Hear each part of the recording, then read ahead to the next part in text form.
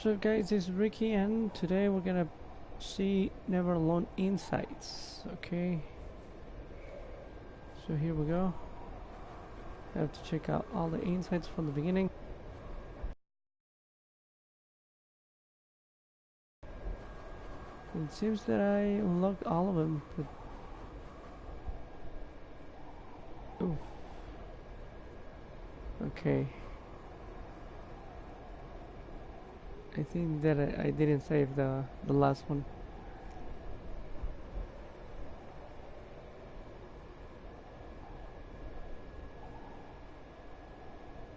Okay, so I have to save it. I have to go play, select chapter. I know which one is it. This one right here.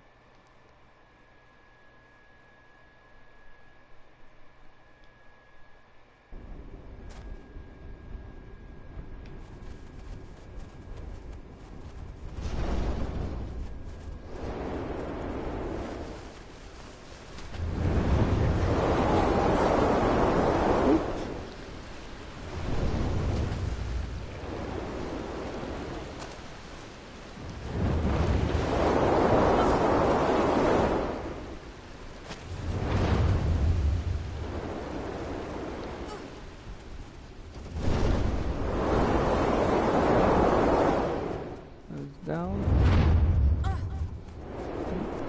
up,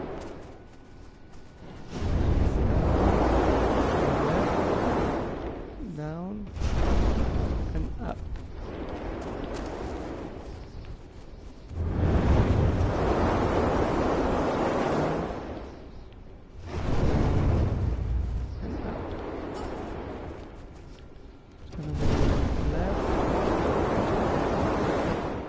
Down and up.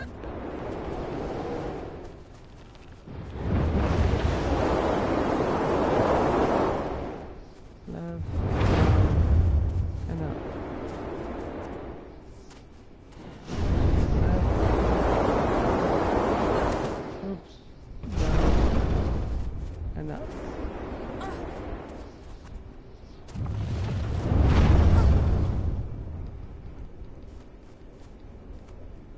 Gonna skip it. Underneath that, skip 2. And the little one is somewhere around here. Kanolunga kappiwaaniarpik. Iviarsiarualu qallaqiartaq. Abulaitqaan atautsikun majoruniarikpuk. Kiwa teriganniam. Right here.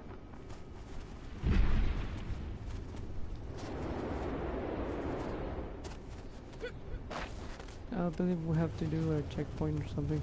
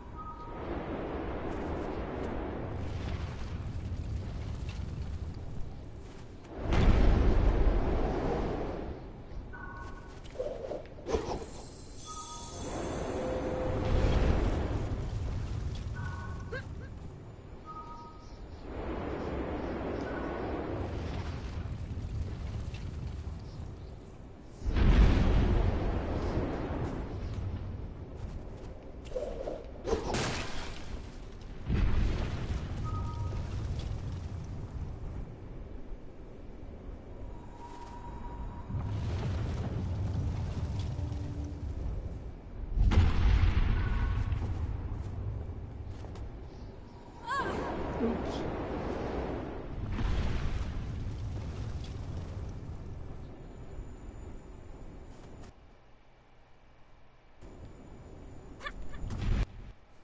I'm gonna go to cultural insights, run the weather, okay. Back.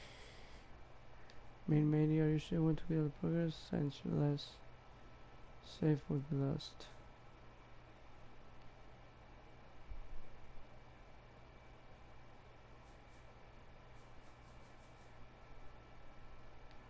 Let's see, confirm.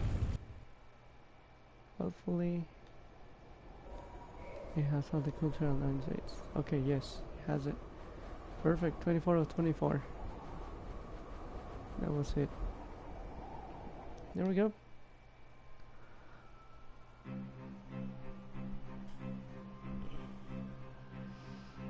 One of the things I think a lot of people need to understand is we aren't a museum piece.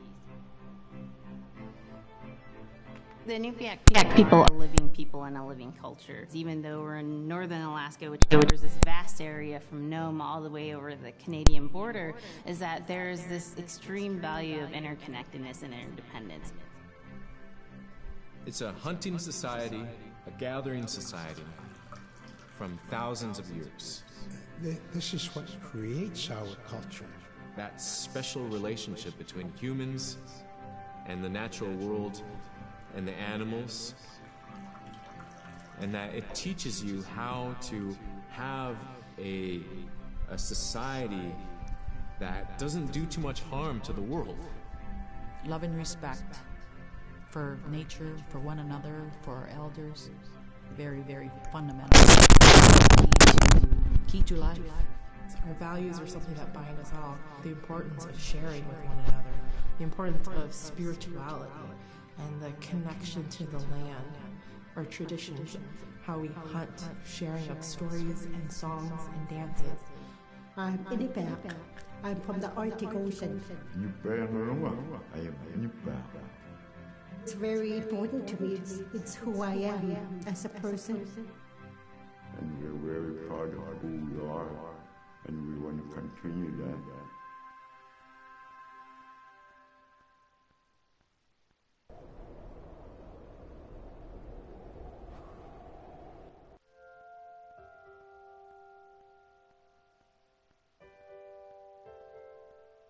It'd be busy all through the day.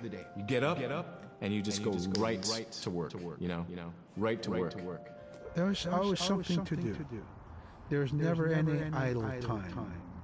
The only idle time we had was after we eat and before we go to bed. One of the older people would just be relaxing, laying down there and saying, you know, it'd be really nice to hear a story.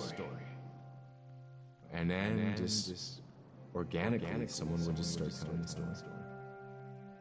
Storytelling for the iñupiat people, but as a way to pass on wisdom to the next generation. It was like TV, you know? It was just like, it was as good as anything, any movie you've ever seen. And the storyteller told it so clearly that it was just as powerful as any of the greatest movie blockbusters you've ever seen. There was a reason behind the stories that we were told because they held traditional knowledge. They held things that we might need to know in life, whether it was about how to find food or how to survive, or it was about well-being and the importance of connecting with people and being a good member of the community. We all do stories. We all live in stories. We all tell stories to our friends. And they need to be told. They need to be heard.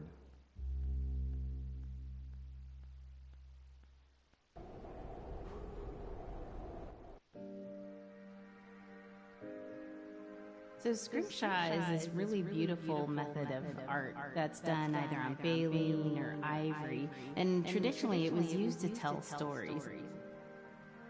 Each ritual is telling a story of some event. Caribou hunting was taking place. This is what was going on. War began around this time, and so it sort of gives you a timeline of history through etching. An elder or the person who carved it would literally be able to read the scrimshaw story. They're like reading a book, in a way. A lot of the storytelling traditions would be things that after the storytelling was done, we just rely on the next person telling it. And so scrimshaw is a very important way for Alaskan people to record their history.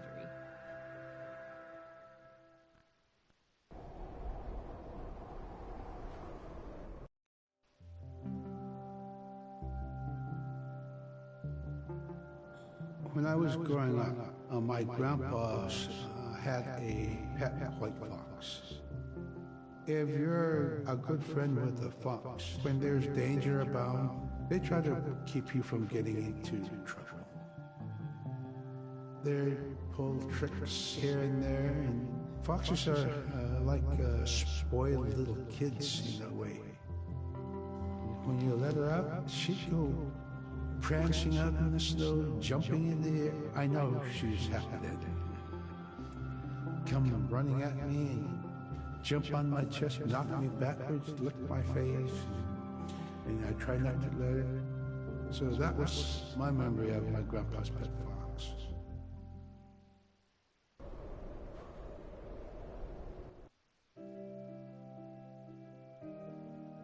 Caribou was, it provided for us in many ways. Our clothing in those days was made of all caribou skin.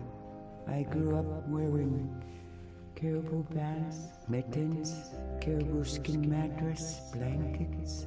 Some people had boots that were made with wolf leggings, sealskin sole bottoms.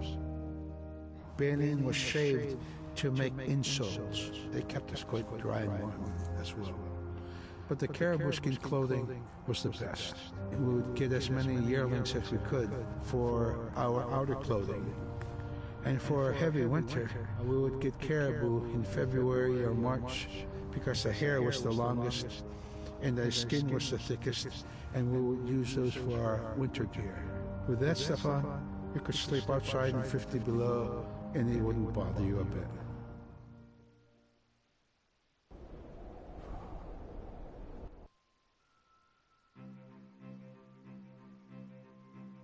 Silla is the weather.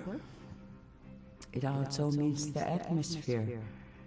Here's the nuna, or the land, and it's anything from the land into the moon, the sun, the stars. That's Silla.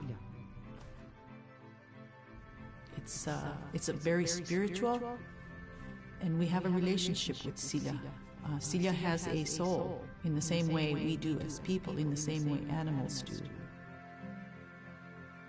I think spirit helpers in and of themselves are really about how we're connected with things. And so it may be that there is a spirit helper that shows themselves as a bird to show you the way home, or it may be a spirit helper that actually decides to show themselves with the face and body of a man instead of their animal form.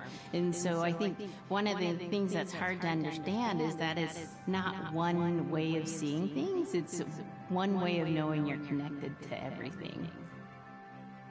We've always had that spirituality of everything around us.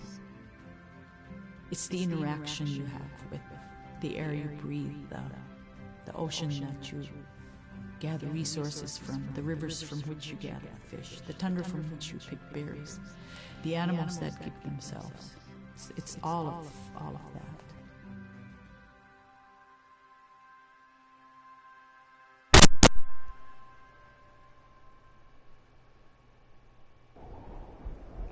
Okay, just a reminder, we finished playing the game, but we now have to go through all the insights, cultural insights that we unlocked. There are 24, and here we go. This is the next one.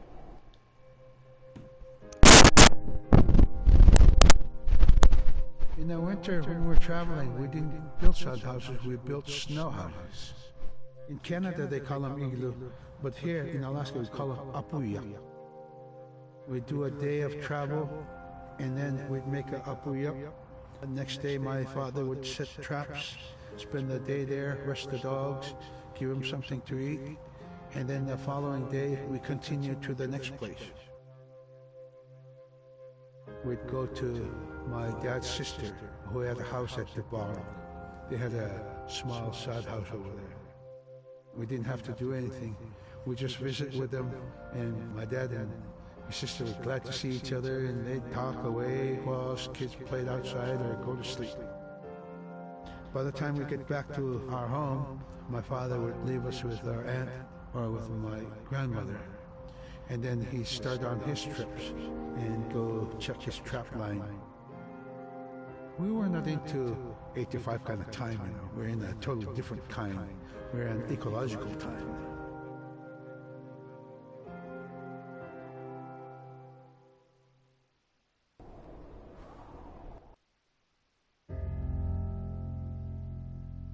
Drum is something that's common to all cultures in Alaska. All cultures have a drum that may have some stylistic differences or differences in materials that's made, but it's still a recognition of life and vitality, and the drum mirrors the heartbeat. And when you continue drumming soon, it will be in line with your heartbeat, because that's what it's supposed to be, the heartbeat of the community, and it symbolizes vitality. And it's the most tremendous feeling to be in a room and to have one long row of all the drummers and to have that feeling of unity and everyone beating in harmony, the drum beat in unison. It's the most beautiful feeling. And to know that you're connected, you're on the land that you are connected to. And even if you grew up outside of the community, that which is in you comes from this area. And it's the greatest feeling.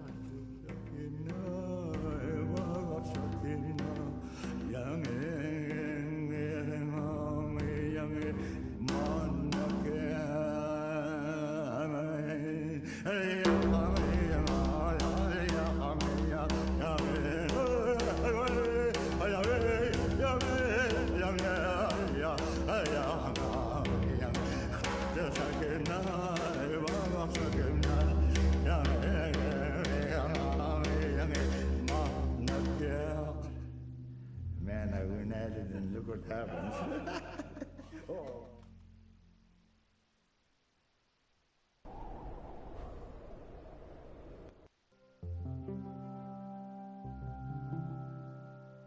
They're just like other people.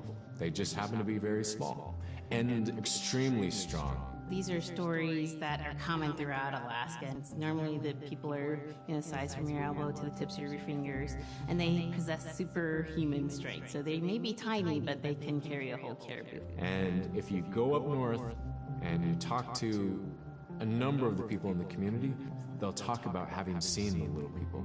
There's a place at home that we know, but we don't profess it to anybody. But it's not like the boogeyman. They can be mischievous, they can be ornery, or they can be helpers. And every now and then, we might have the opportunity to see them, especially if they want us to see them.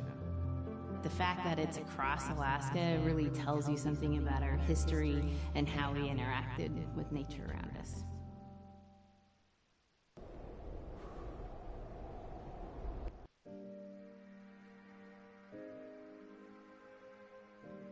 The bola is what we call kilamitan.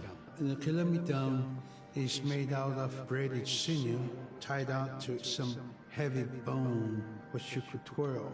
In my case, we're catching ducks. When we're out whaling, sometimes the ducks start flying. And they're good for duck hunting. You know, if you're a whaling crew, you can't make too much noise, so you can't use a shotgun for getting some duck soup handy, you know? So bola was a really handy weapon to use for catching ducks.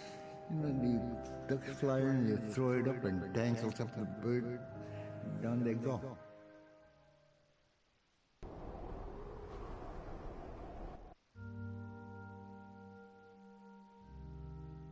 The scaredest I've ever been, I was 12 years old.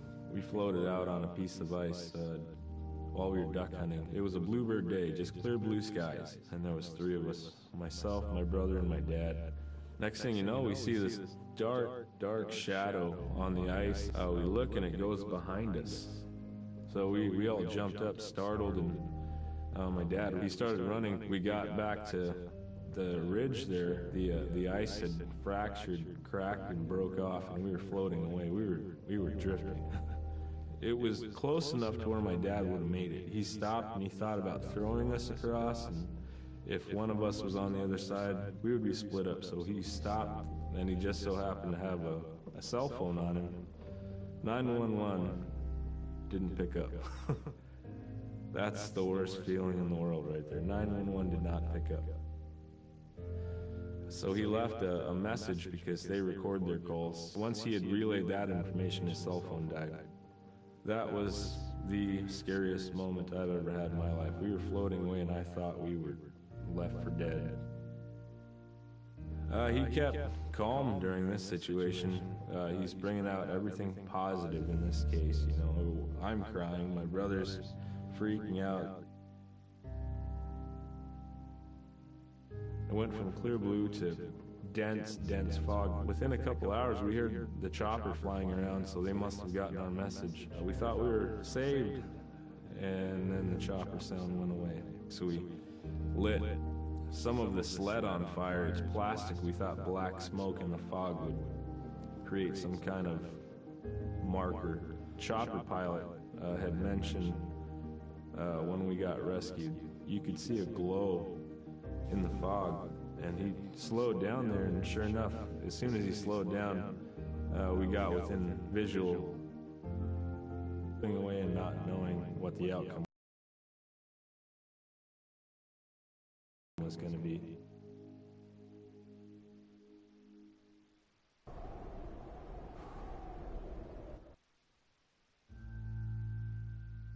We're very much aware of the climate change. And it's been for many years, even before climatologists were noticing the change, Inuit were already saying, Sila alanmoktok. Our climate is changing. If the heat is going the way it is right now, for us it's going to be pretty bad. Different birds are coming, and they're coming earlier, and sometimes rain is more than what we want. Because when there's more rain, we know it's going to melt the permafrost. In my time as a young whaler, when I was 9 years old, we're hunting from ice that was about 25 feet thick.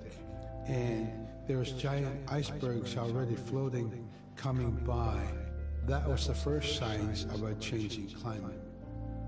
Ice that never broke before was now moving. Now, here it is 50 years later, we're hunting whale from ice that's 18 inches thick. There's no more thick ice. It's creating a malfunction in our whaling season, is what it is. Actually, more than that, all of seasons in general. I think we are more scientists than more people will realize. We have more knowledge of those things than people will ever know.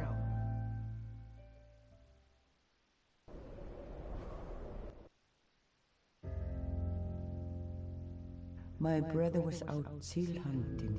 He got attacked from behind and managed to grab his knife and save himself.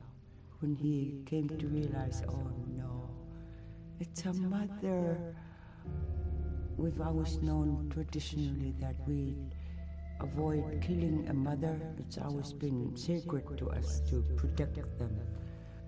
He had to present himself to the council, and so he was given the job to mother the baby, and we kept it.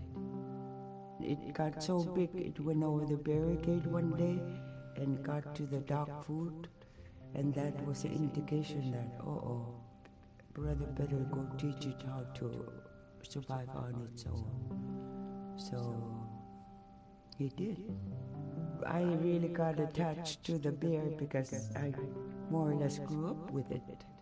And some days when brother took him walking, once in a great while he'd put me on the bear and I would ride on it like a horse. I was just happiest little girl in the world.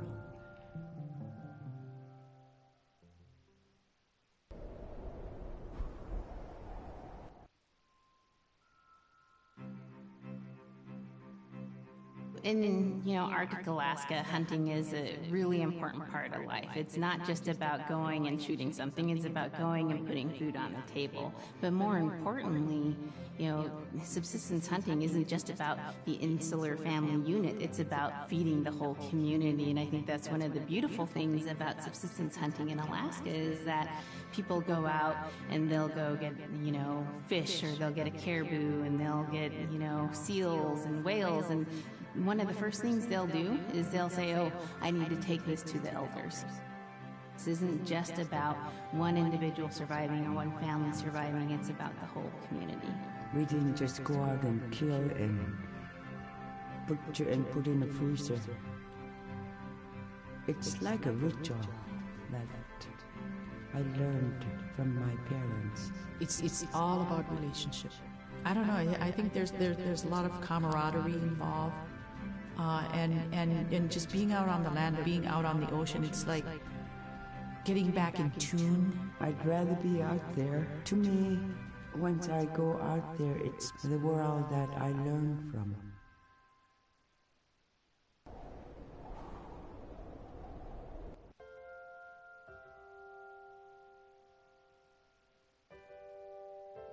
Now we spend all our time out in nature.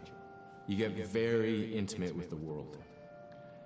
And over time, if you're living that life, you start to sense that everything has a spirit. There's a consciousness in everything.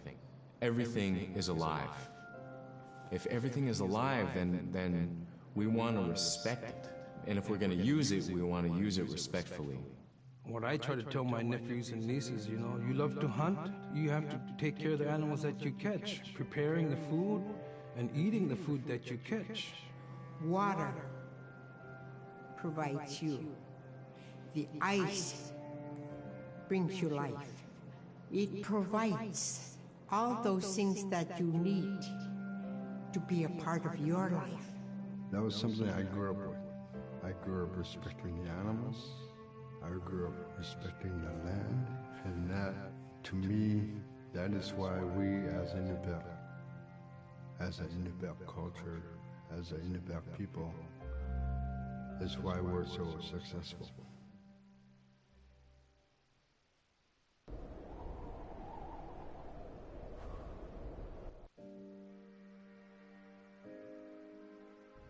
I think most central to the ideology of the Iñupiat is the idea of sharing. Being able to feed the community, feed others. That's why we hunt. In the old days, that's what you needed to survive. The sharing is important because it's how the community survives together collectively. We just give. That's how I grew up. That's the way I'm always going to be. Because of who we are, we always think about other people first. If our people didn't share in the old days, we wouldn't have survived in this harsh, climate, environment.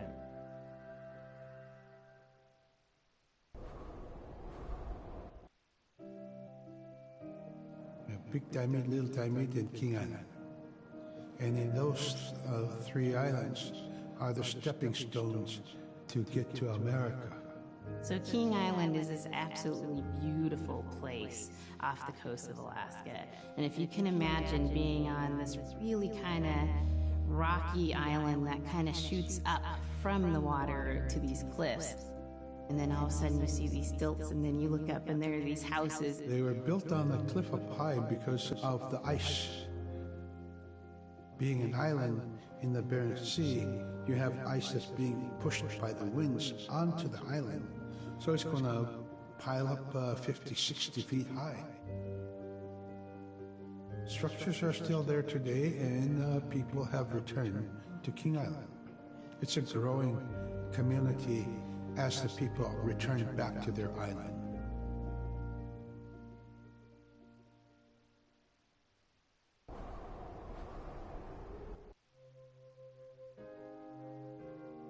When I was young, my mom, whenever the Northern Lights came out, she'd just whistle. boy, they come alive. Just keep whistling and that aurora will, just like, you can almost hear it. And then she explained to me a little bit later that those are children, and children who've passed away when they were children.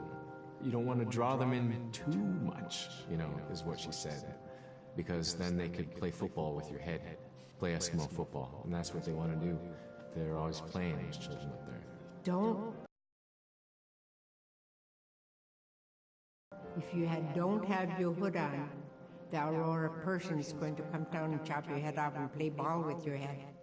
It wasn't like they were trying to do bad, or it was like a scary story or anything like that. It was just, that's how it was, that's what it was.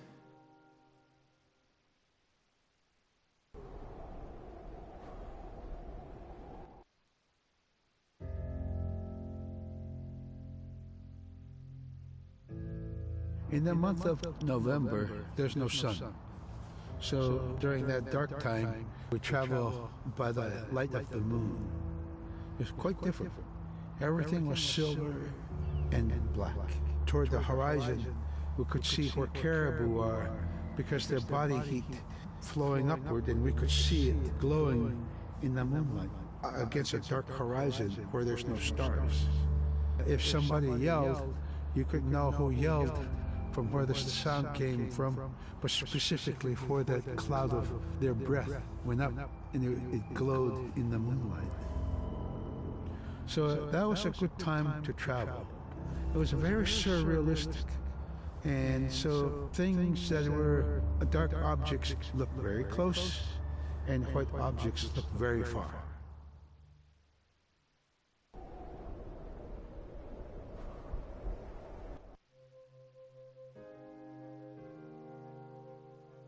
We're taught that there's no hierarchy. It's not everything else, and then man, humans on top, and they're separate from everything. We're taught that everything is equal, and that all the animals have a human form, or can be seen in a human form. And so they have just as much or more intelligence. In fact, have a lot to teach people. And so that's how these transformations can happen. It's if the animal wants you to see it in its human form. There's a story where a man comes up to an ice hole, and then realizes there's another man in his parka that's got stuck in the net, and is just stuck like that. Oh, can you let me out? Please help me, And so then he lets the man out, but then realizes that was actually a seal. That was a seal man. And just because that seal wanted that help, that seal allowed itself to be seen in human form.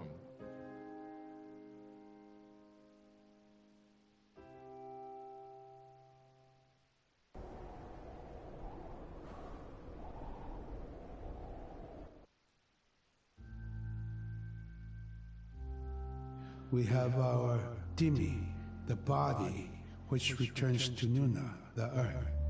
And we have Atik, who is our name that has been passed down to us over the generations. The spirit of our Atik lives on so long as man remembers that name.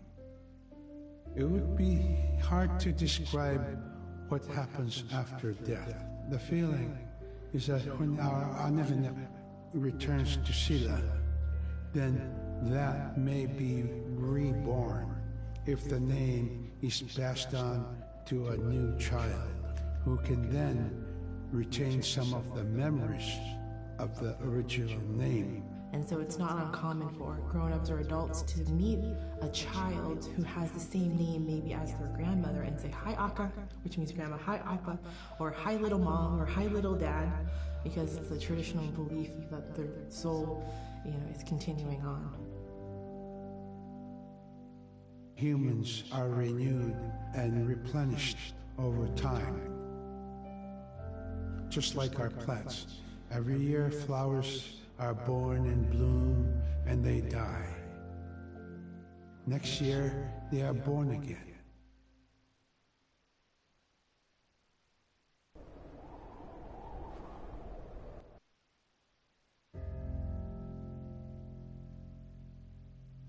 So a recurring type of character in iñupiat stories is the manslayer. And the manslayer is kind of this bad guy. And I think really what's at risk when the manslayer comes into story is the livelihood of individuals and the whole community. And so the manslayer is really used as a way to say, don't act only for yourself. Always hold the community in your heart.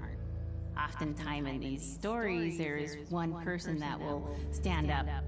And what this humble person will represent, who faces that manslayer, is a return to order, a return to true living in the community.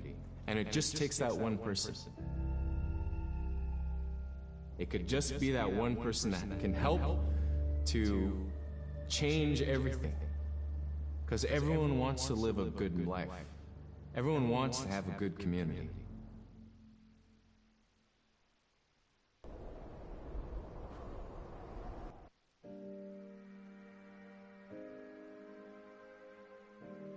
With regard to the environment, the blizzards have been one of the key elements that have impacted the survival of people, especially in the hard winter. We know a blizzard is coming when the moon is starting to get fuzzy. We also look at the stars. When the stars are twinkling fast, we know a storm is approaching. We look to the clouds in the sky to give us a direction the storm is coming from. We learn these as children by observing weather on a daily basis.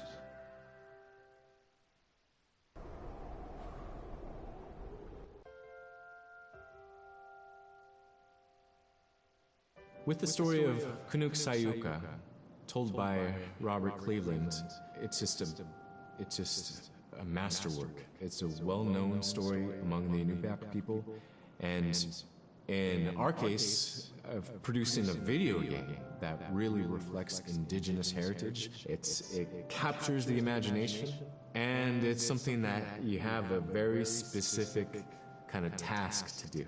There's a blizzard, you know, and it is just a non-stop blizzard that is overpowering the people, and there's one man that wants to figure it out.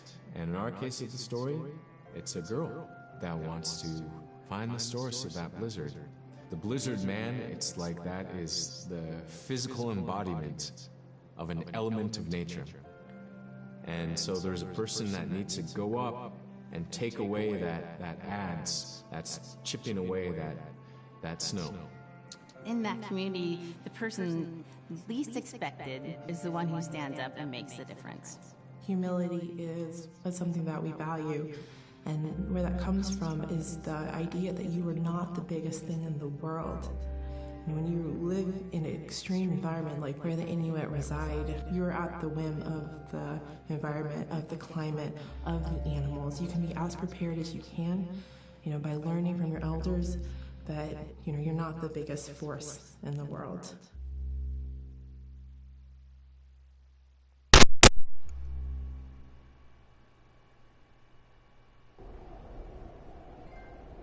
Great, this is great. Okay, we're done with the insights, cultural insights. I really recommend this game for little kids, and I will probably post something on our blog later on, as soon as I get a couple hours of sleep. This game is amazing. You get to learn something. Never alone. It's a great game. So thank you very much for watching, and see you guys in a couple of hours. Right now it's